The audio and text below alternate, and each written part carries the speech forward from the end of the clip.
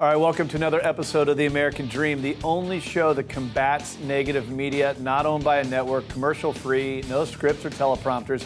What you're going to see on today's show are national interviews with really inspirational guests. You're going to absolutely love them, but also in each city, we tailor advice to your own local marketplace so that you know how you can accomplish your American dream. That being said, let's start our show right now. Every single day, you are consumed with information. With the 24/7 negative news cycle and a pop culture that's polluting the airwaves, all selling out for the ratings game. Well, guess what? There's a more positive way to look at life. You live in the greatest city in the greatest country on the planet. Every day with our elite network of professionals, our goal is to educate, empower, and engage. And now it's time to fight for your American dream. Well, this week we're focusing in on helping our viewers achieve financial literacy. We've interviewed everybody from change makers to experts to learn how to be more financially responsible, whether that's dealing with your credit or running a business. We want you to be not just financially literate, we want you to be an expert.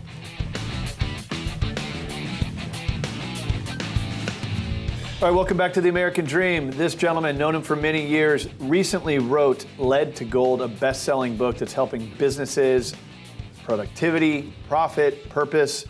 Steve Rodgers, good to have you on the show. Great to be here, Craig. Thank you. So what's the latest with you? So you've got the book. It's a bestseller. You're out there kind of hustling, sharing the story, even helping empower kids with junior achievement. What's going on in your world? Kind of like you. I'm out on the road trip here trying to get to people. So the hustle is real, This last year, I had a great year wrap up. I was in Kuala Lumpur in Malaysia, speaking to a group of about 800 Indian men and women about leadership, about profit, about purpose, and wrapped up last year and hit about 5 or 6 different countries last year, speaking and spreading the word about the book, as well as here domestically. So I'm trying to get the word out about helping people and businesses get more productive, more profitable, and more purpose on what they're doing with their life. What's it like speaking to this topic in other countries? You know, I was really nervous about it initially, but when I spoke in Manila, there was 1,300 people there, and it was a mix of audience because it was for the Rotary, which is all kinds of different businesses. But the message of people making a difference, finding their purpose, finding value, and giving back to anyone in their community is a universal message. And so it was a huge hit.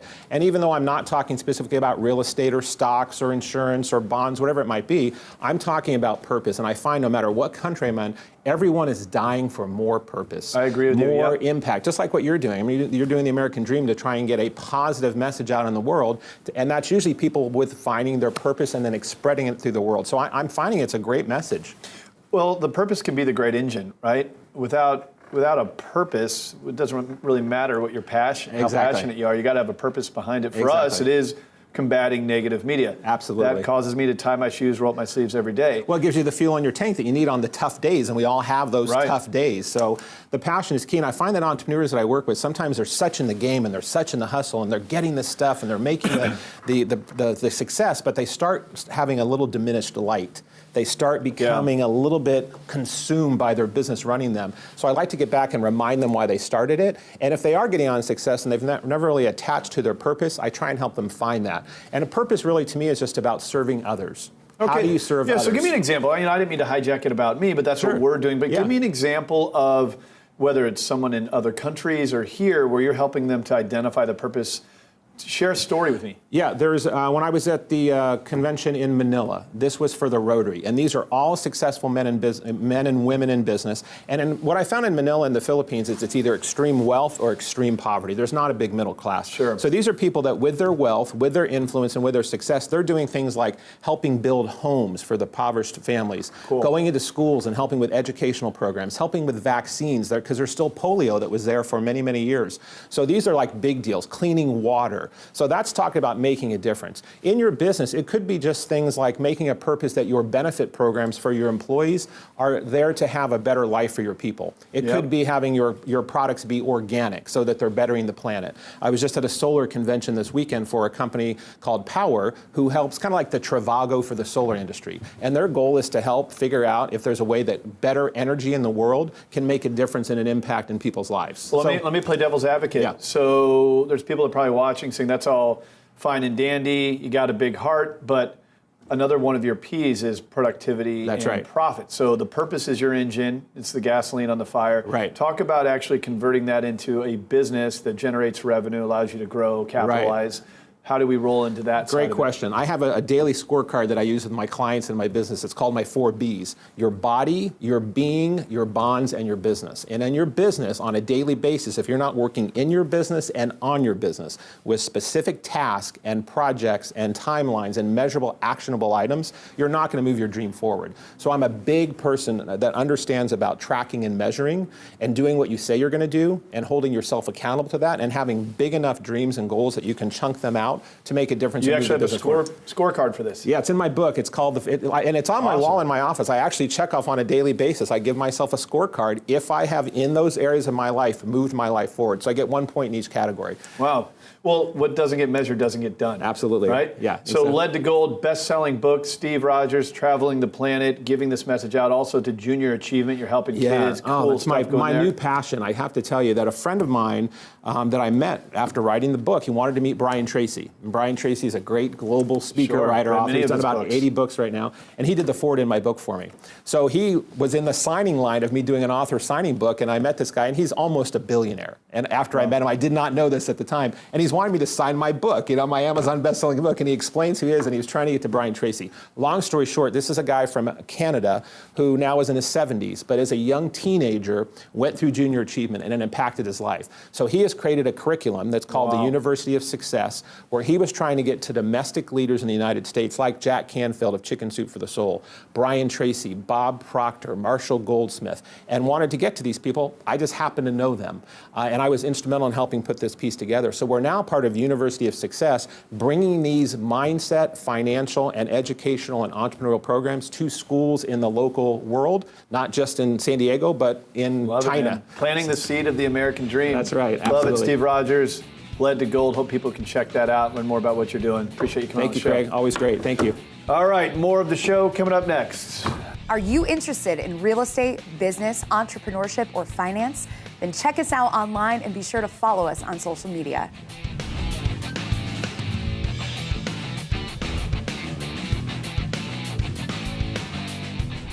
All right, welcome back to the show. This guy is a repeat offender on the American Dream. Been coming on for as long as we've been on, since 2014, right? Since You're one of the originals. I was young and beautiful. Wow, yeah. No, I'm only beautiful. No. Yeah. And he brings a sense of humor, which, by the way, speaking of sense, he has a radio show called Common Sense on ESPN, where he talks a lot about what we're going to dive in here today, which is identity theft, cryptocurrency, credit scoring, all this stuff. Yeah. You bring in great guests on the show. It makes our job easy when we have good guests, right? When sometimes you have guests that they have so much knowledge, and you ask them this long question, and then you get, yes. Oh, isn't that the worst? Don't you hate that? Oh, in radio world, yeah. Hey, Yeah. how do you think that's going to affect the marketplace? It will. Thanks, dude. Yeah. I really appreciate that. But you are obviously no shortage of words. That's why you're able to host a show. Come in here. Let's talk about, I'm going to start with cryptocurrency because it's a hot topic. What are your thoughts on it? I was just telling you before on Facebook Live that they have courses now in Berkeley that they teach cryptocurrency. There's a waiting list for the courses. I just read about that. And they really teach you everything you need to know, how it's being done, how it's being mined. Who's teaching it? There's a committee and a couple of cybersecurity experts and a cryptocurrency expert, and I heard her speak. She's very knowledgeable. I'd love to join a class like that. Join a waiting list. I wasn't that great in college, but I also didn't have courses that interesting. Yeah. I think the waiting list is like 6 months. Bitcoin. Yeah. So they teach you about Bitcoin. They teach you about all the other.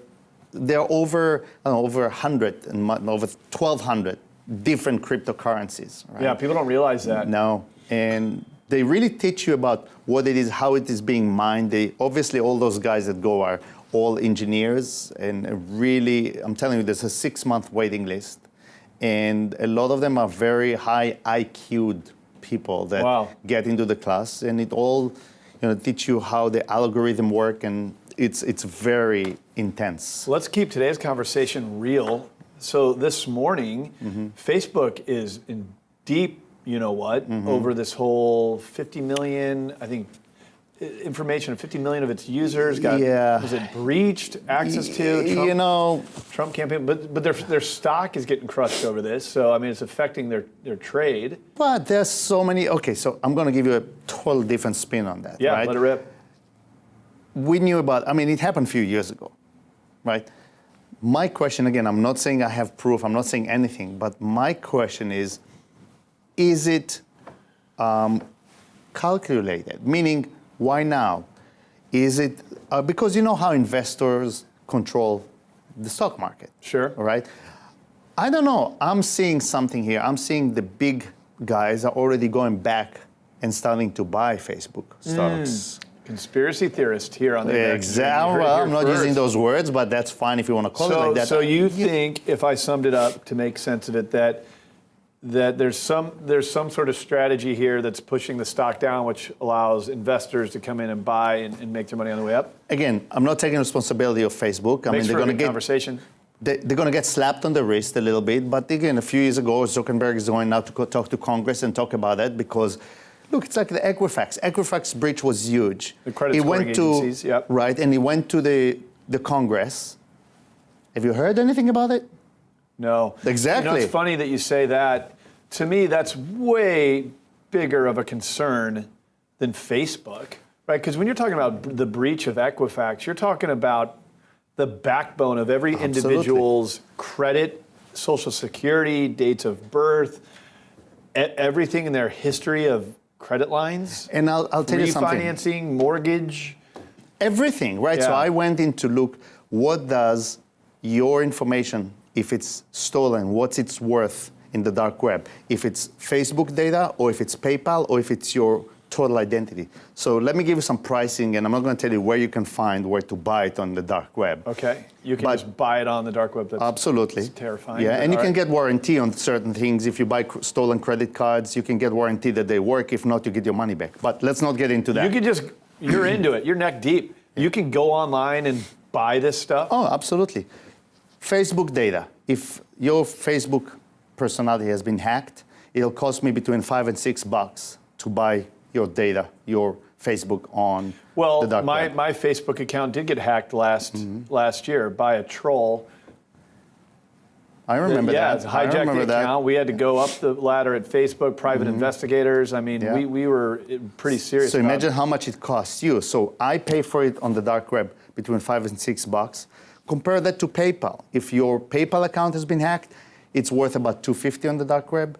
Now, if I bought your information from the Equifax breach, now we're talking about a few grand, because now you're talking about your entire life. But what are they doing with it? Are they taking the information and using it to, I don't know, sell? Or is it, no, I'm stealing your identity so I can go create cards and use your identity to buy stuff? I would imagine if you're spending $2,000, $3,000 in the dark web, it's so that you can steal. Absolutely. So you're not just, like a Facebook troll is brand deterioration. It's some tool that's sitting in his parents' basement. That's what we experience. That's very different than stealing an identity and creating credit cards and spending money and stealing. That's right. So when it comes to Facebook data, they would steal from you because you're a successful man. Now what they'll do, they'll create another synthetic identity based on the information they have from you for Facebook, try to get into other people's that you associate with, build another Craig Sewing, and you have the pictures with your dog, with everything. Yeah, and blackmail. And not only that, but they'll use things from your Facebook to get into your bank accounts. Because, for example, on your bank account, there's a question,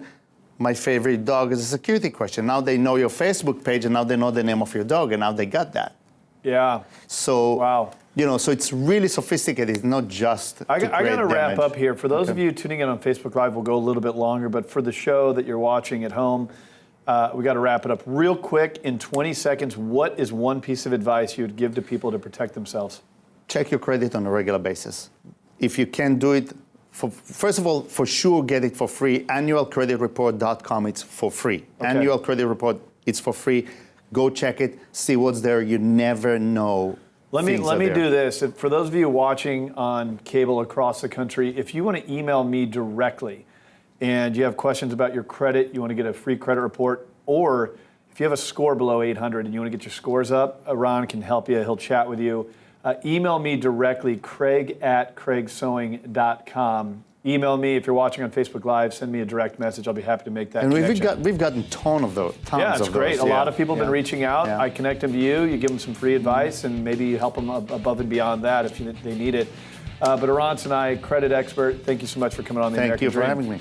All right, more of the show coming up next.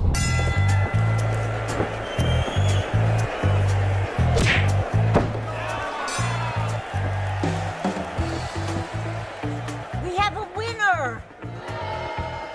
Johnny, you won! You won! Grandma? There are certain times in life when you need a neutral third party to call the shots. I wasn't right. I wasn't, you hear me? Keep it fair. Choose Oakwood Escrow.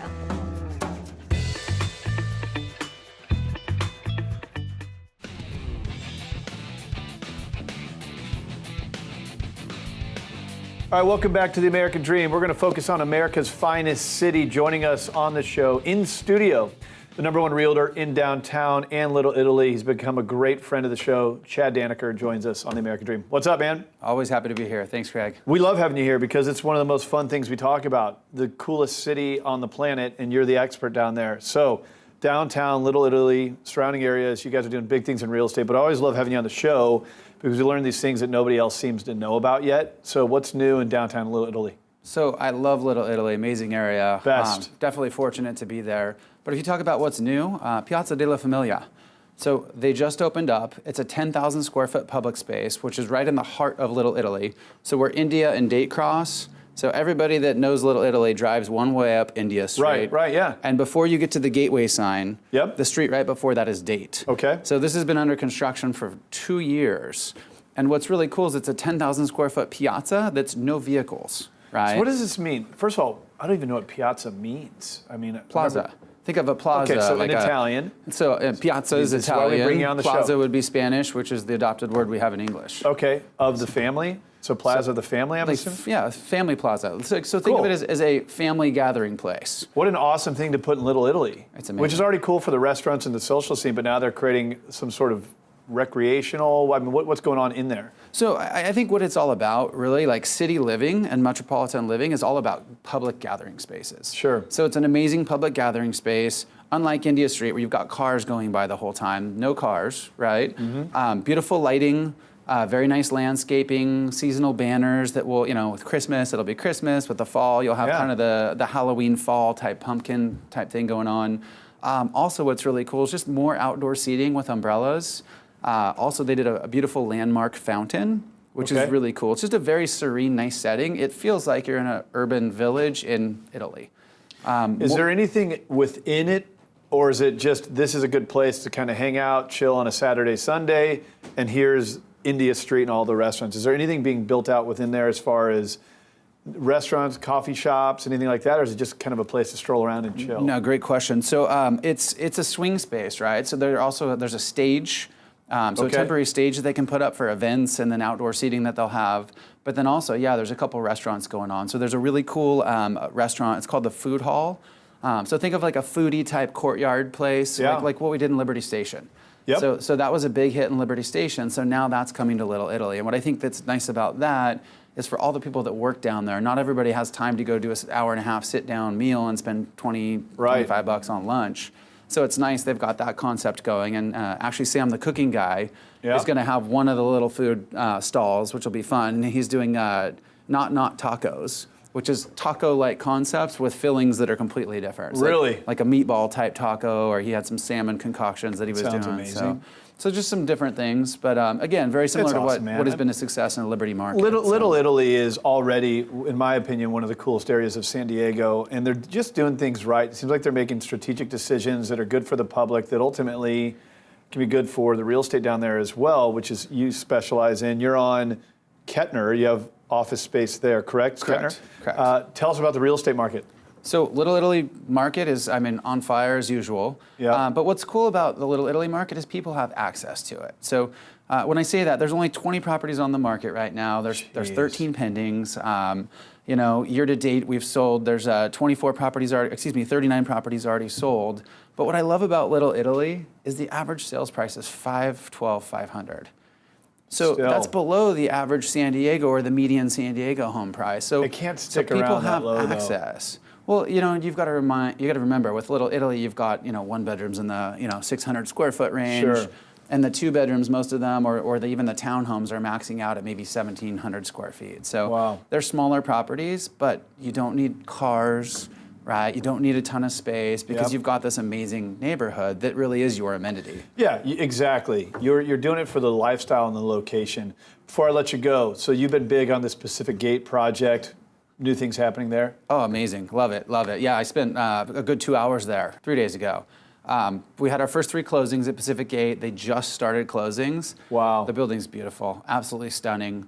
If I could make one comment on the difference between this building, now that I've actually walked it and been in it and experienced it, versus other luxury towers that are beautiful, it's the difference between like a low-level Mercedes or BMW, like a 3 Series or a Mercedes C, and like a Tesla or a Ferrari, like where the door handles pop in. Everything was just fit, finished, polished. Pristine. Even the patios, the roof is finished with wood slats, kind of like if you were on a boat. Wow. I mean, chrome finish on everything, which is So just just beautiful. set the bar, huh? It's beautiful. Absolutely Now these stunning. properties are selling. So, and they're closing, so that's great. And we won't see that on the MLS, but that'll have a huge impact on our market this year, because conceivably they're going to close 150 properties this year there. Wow. Which is just a big boost, right? So that 12 properties a month essentially, 13 properties a month. So we're going to see a big impact. Already America's finest city just gets cooler and cooler. Chad Dannecker, if you want to connect with Chad, I highly suggest find him on social media, but also you got a great newsletter that you put out. Normally I don't like newsletters at all, but Chad puts out a newsletter that's really robust with great information, videos, everything that's happening in downtown San Diego and Little Italy, whether you're looking into real estate or not. It's one I would get on. It's welcome-to-san-diego.com. Yeah, you want to know the lifestyle of America's finest city? Here's the guy. Chad, thanks for coming on the show, man. Absolutely. All right, more of the American Dream coming up next.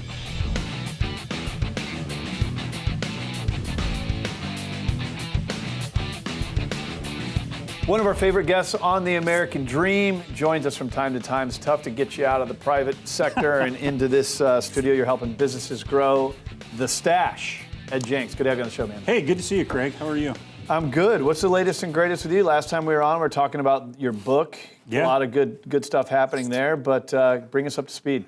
Well, there's something that I think your audience would find interesting that I've been seeing that's more historical in nature for business. It used to be that when you started a business, you went out and you built the team from the top down.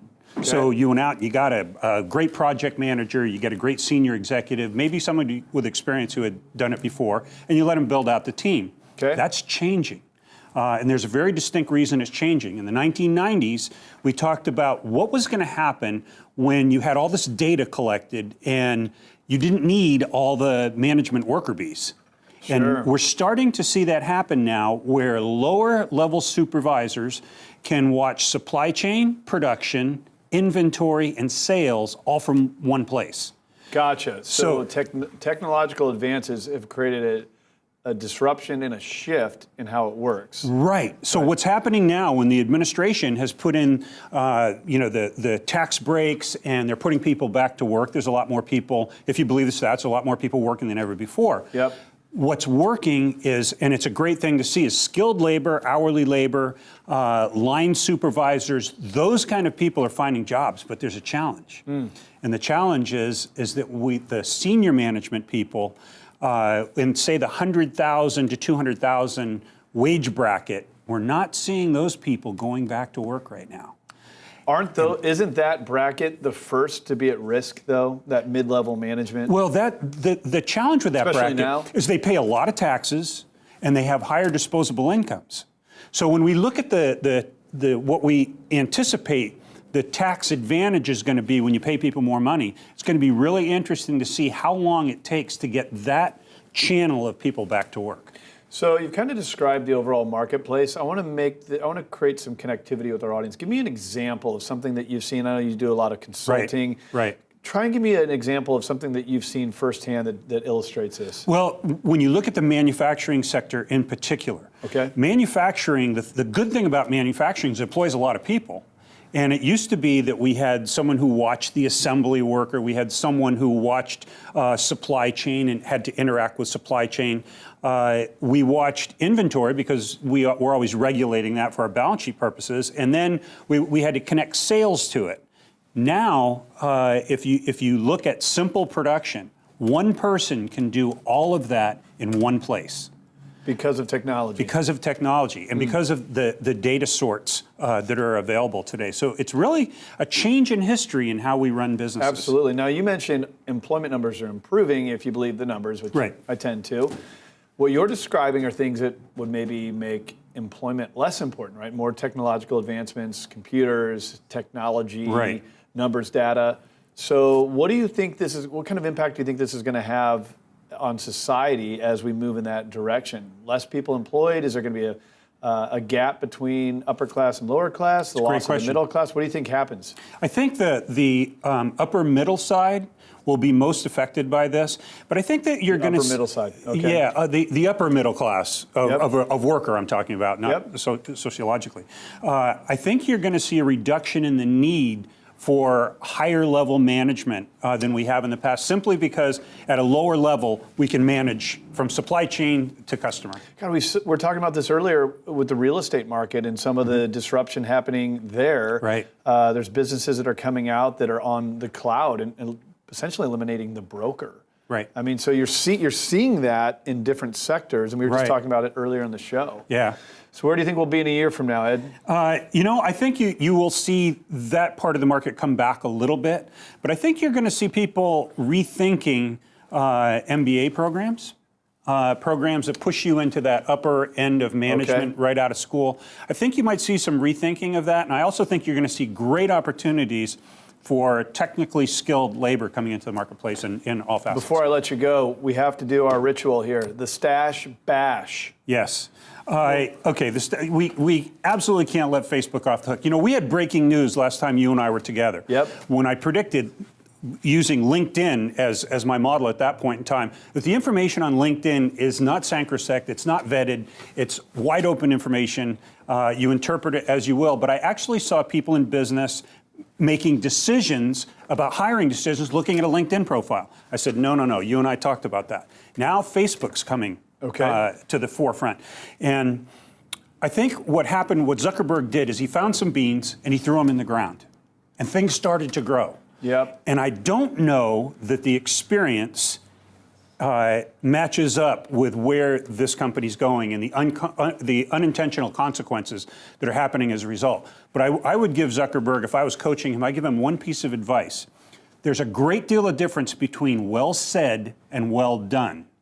And an apology might be kind of conciliatory at this point, but well done, what they do or what he does as a result of that is going to dictate ultimately his level of success. There's a difference between well said and well done. The Stash Bash. Ed Jenks, good to have you on the show. Great always. to see you, Craig. It's always good to be here. Thanks for checking out today's show. Our goal is to educate, empower, and engage your American dream. Don't forget, if you have questions or want to connect with any of our guests, visit us online at americandreamnetwork.tv. Also, follow us on social media. We'd love to hear from you. If you like this positive message, please comment, share, breathe oxygen into it.